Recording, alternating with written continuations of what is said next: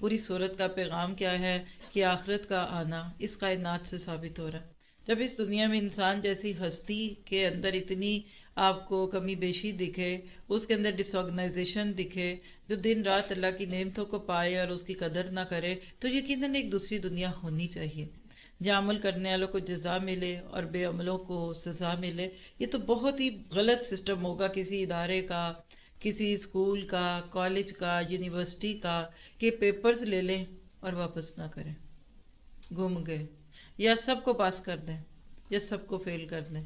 یہ ہے ان لوگوں کی سوچ جو یہ کہتے ہیں کہ مرنے کے بعد سب برابر ہو جائیں.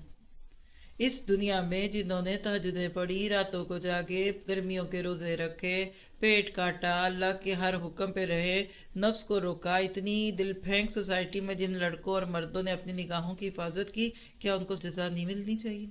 اور جنہوں نے سارا سسٹم خراب کیا اور جنہوں نے نسلوں کو بگاڑ دیا، کیا ان کو پکڑنا نہیں چاہیے؟ تو جنت جہنم اللہ کا انصاف ہے. جنت اگر اللہ کی رحمت ہے نا، تو جہنم اس کا عدل ہے.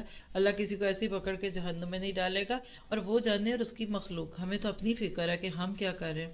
اس کائنات کا اتنا خوبصورت عدل اور توازن، پرندے بھی اڑ رہے ہیں تو گرتے نہیں، حالانکہ گریوٹی ہے. اس زمین پہ ہم چلتے ہیں تو پھسلتے نہیں ہیں. کیا یہ سب کچھ ہمیں اس بات کا یقین نہیں دلاتا کہ جس رب نے اتنی مکمل دنیا بنا دی، کیا کل وہ وہاں جنت نہیں بنا سکتا؟ اور پھر اس میں دیکھیں سوچنے سمجھنے کی بات ہوئی. جو آنکھوں کا استعمال کر لے صحیح، کانوں کا کر لے، زبان کا کر لے، وہ ضرور یہ کہے گا کہ یہ دنیا 4 دن کی ہے، اصل آخرت ہے. آپ اپنے آپ کو اگر صرف سر نیچے ڈال کر چلنا چاہتے ہیں، دیکھتے ہیں جانوروں کی طرح، تو یہ نہ سمجھیے.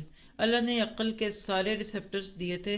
بات سنیے، تحقیق کیجئے، صحیح بات کیا ہے، غلط کیا ہے، اس کو لے کر اپنے ذاتی خول سے باہر نکل کر سچ کو مان لیجئے. یہی پیغام میں اس صورت کا.